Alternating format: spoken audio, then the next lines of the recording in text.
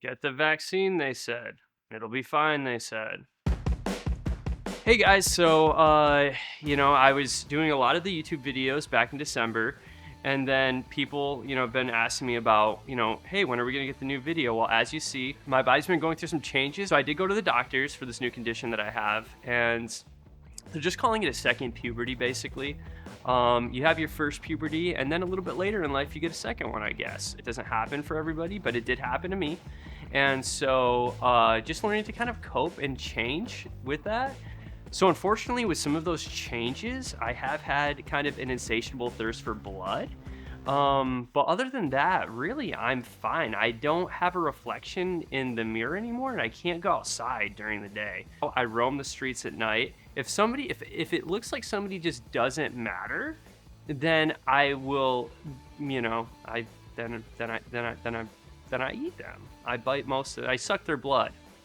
As you see, I've been going through some changes. I've been feeling not very well.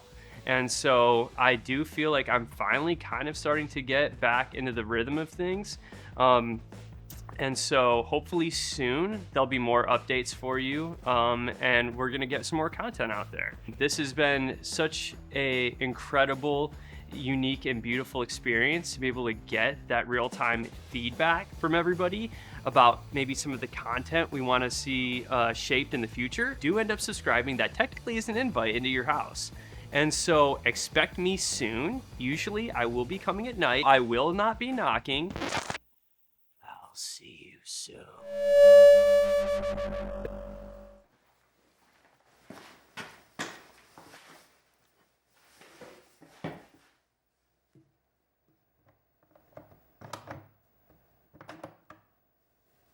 All right, we're rolling. So, what do you do? Makeup and special effects.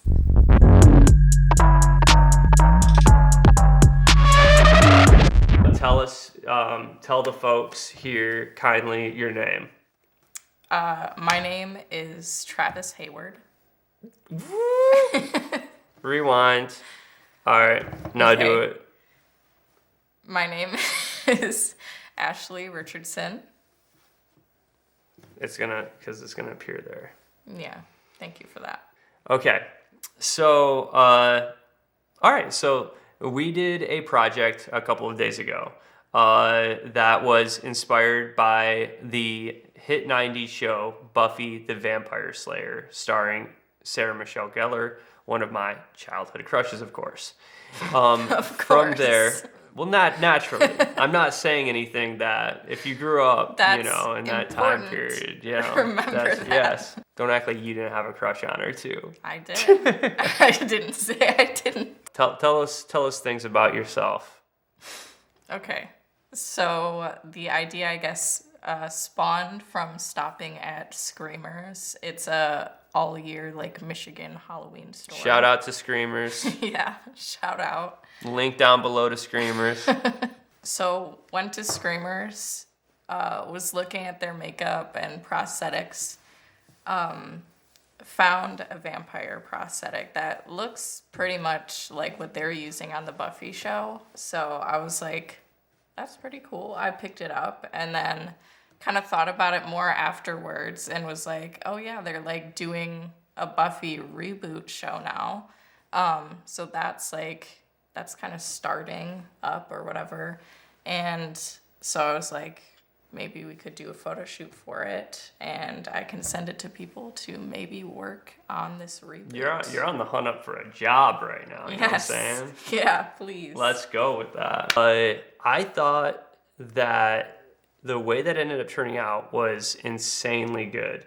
I didn't know what to expect. I agreed to it based on a few different things. One is that anytime anybody at all has an artistic endeavor that I can help or be a part of, then I want to do that.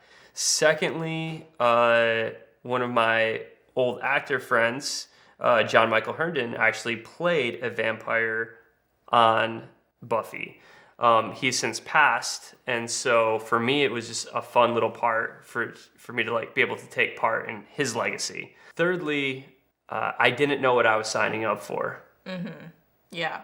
So it was kind of a surprise when I pulled out like contacts and a prosthetic. I guess you thought that we were doing just like face makeup rather than I don't know the- what I was the thinking, works, but that but- seemed a little bit more accurate and for my expectation levels, yeah. But that being said, I don't regret doing it because now I know what Jim Carrey feels like, and I know what Colin Farrell feels like to be sitting in that chair for, I was only sitting in the chair for what, 2 hours, I think was what total. Yeah. And that was kind of like a little bit more of a relaxed setting.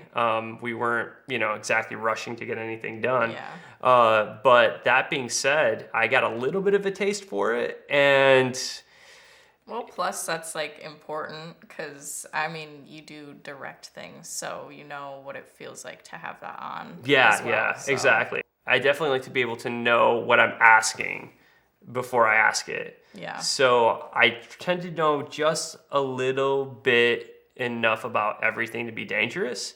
And I think that makeup has been one of the things that I've applied on occasion, but never really heavily been able to like have done to me. And so I think it was really good and really healthy for me to recognize that it's like, oh yeah, no, like it's like we had contacts on. Like that was wild. Like I could see like, cause they were like, they're oval shaped. They weren't, round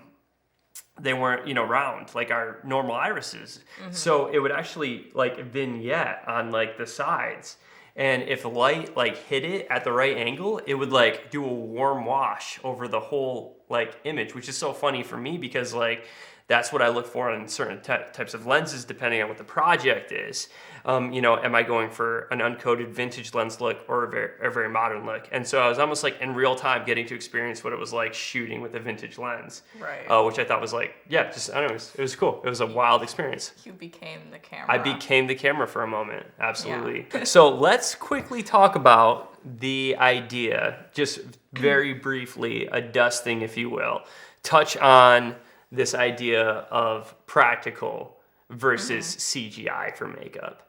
After seeing the makeup done on me, like looked in the mirror and it was just funny to me because it felt like I was like a different person entirely. It literally like transformed my perception of myself during that time. And that would obviously not be done if I was in a green suit, right? Yeah. Like I thought legitimately, and this is like, I'm talking about like $1 million movie. Like I thought that I looked better than Morbius. Like, not that I think that practical, would be able to save that film, but, Right. Yeah. But but it certainly would have helped. Yeah. And I do think that there was a lot of, and I do think that there was a lot of that. I do think there was a lot of added value in me being able to very practically look at what I'm looking like in the mirror. Well, I mean, it like goes to show, I guess, that still like even though we're pretty technologically advanced with CGI, like it's still not better than practical for the most part because I mean, when you're wearing stuff like that as an actor, I mean, it might be like kind of uncomfortable and stuff at times, but you still get a better performance because you end up looking like the character you're playing and getting to embody it more. Oh yeah, So yeah. When it's we were kinda- doing the photo of the blood like coming out of my mouth, like Yeah. I would have been able to do that if I like had like dots all over my face and like Right. still trying to like act scary. It would be acting. It would be very. It would just be performative. It wouldn't really Yeah. ever. I don't think. And I'm not an actor, but I would find it very hard to believe myself. And if you can't believe yourself, then how can you expect other people to believe in you? Right. Plus, I mean, it's just more fun if you're like on a set and like looking at something like a cool character or something like that, like being there. Yeah, For reacting. real, like, rather than, just looking at nothing and pretending it's there. Mm-hmm. So, No, that's legit. And so basically how the first part of the YouTube video happened though was the one that you just watched moments ago, if you've in fact made it this far, is we just were like, dang, this looks so gosh darn good that we should do something else with it. And came up with the idea of improvising a little, YouTube video, because I was going to try to do more of these and then ended up getting busy. And so there has been kind of a gap between what I wanted to do and what I actually am doing. But that being said, hopefully this will inspire more. I think it was fun to do an interview and have that kind of shape up like this, because there's a lot of things that like other people are just like way better at me, and I'm way better than me. There's a lot of things that other people are just simply better than me at. Better at than you. Better. I don't know. I have no idea what I'm saying. Okay. So to all of Travis's 5 viewers, thanks for watching. They're loyal. They may be small, but they are loyal and dedicated. Yeah. At least half of them will like the video, and then one will comment. Shout out to my mom, Dawn. She's always there to tell me what works and what doesn't. We need that. We need that. We need that Dawn energy. We need that Dawn energy. Yeah. All right. Well, thanks for coming on to the show. Thanks for having me. I don't have anything else to say. So. No outro. We don't get an outro. Clear.